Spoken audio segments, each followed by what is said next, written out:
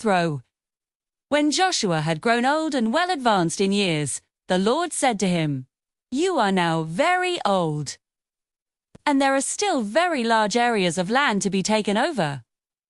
This moment in time, it isn't an ending, but a profound continuation. Imagine Joshua, his hair silvered by the years, standing on a rocky hilltop. The setting sun casts a warm, golden glow over the vast valleys and distant mountains stretching before him.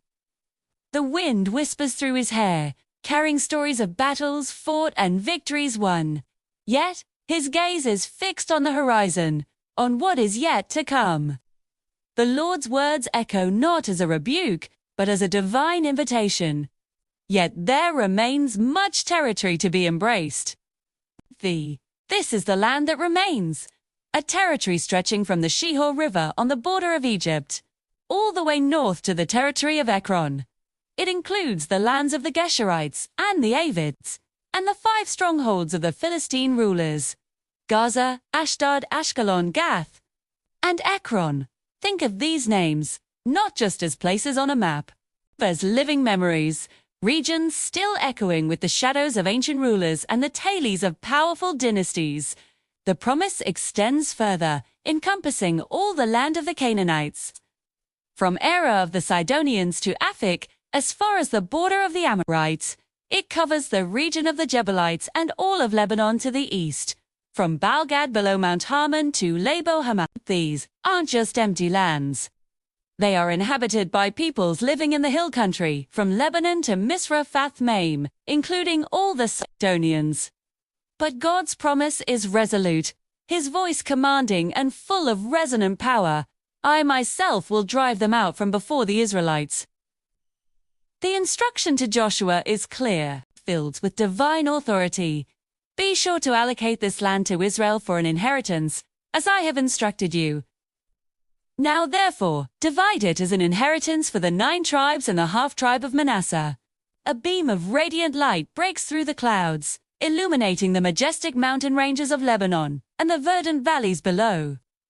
The promise is not just about territory, it's about a future, a heritage being portioned out, a divine blueprint unfolding before their very eyes. Let's not forget what has already been accomplished. To the east of the Jordan River, a great heritage had already been given by Moses, the servant of the Lord.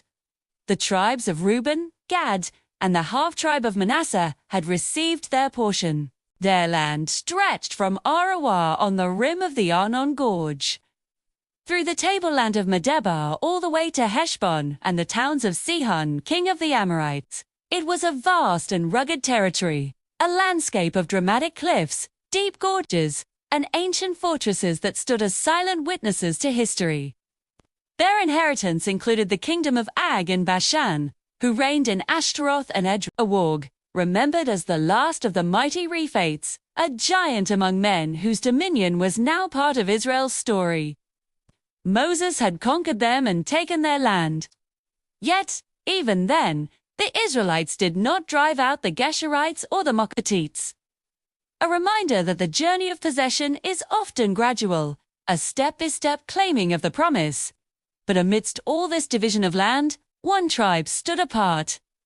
To the tribe of Levi, Moses gave no physical land, new to Hitoriau inheritance, because their portion was something far greater, something eternal.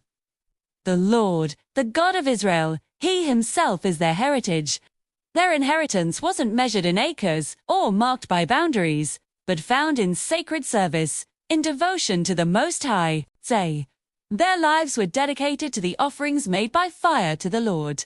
Imagine the serene, sacred atmosphere within the tabernacle, the soft glow of candlelight illuminating the holy place.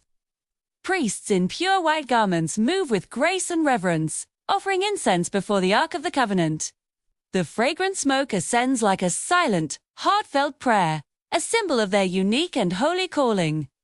Their lives were the offering, their purpose was worship, and their inheritance was God Himself. So the distribution continued, a tapestry of divine providence, weaving through the generations. The tribe of Reuben received its territory, their border marked by the Jordan's edge, a land of cities and villages stretching from the Arnon Gorge. The tribe of Gad received its inheritance. Next, lands of open plains and fortified cities like Jazer and the towns of Gilead. And the half-tribe of Manasseh took its portion, a kingdom of 60 towns. Claiming the historic cities once ruled by the mighty Og, each tribe received its designated lot, a piece of the promise made tangible. Yet even with all these allotments, with maps drawn and boundaries set, the full realization of the promise was still on the horizon. The land still awaited its complete fulfillment. The task was not yet finished. As a new day dawns, a panoramic sunrise breaks over the promised land. The fields are green and fertile.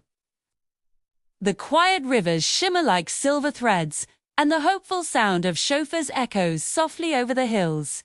Joshua, though old in years, stands renewed in spirit, whose eyes, filled with wisdom and faith, are lifted toward the horizon. He understands that the promise is not a destination, but a journey. It's not just about receiving, but about possessing. It's not just about a map, but about a mission that continues.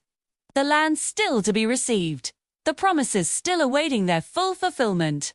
Call for a new generation to rise with courage and faith. Every promise has a journey. Spirit is, every heritage requires courage to step into it. The land still to be received awaits those who dare to hope again, to believe again, and to walk forward in faith.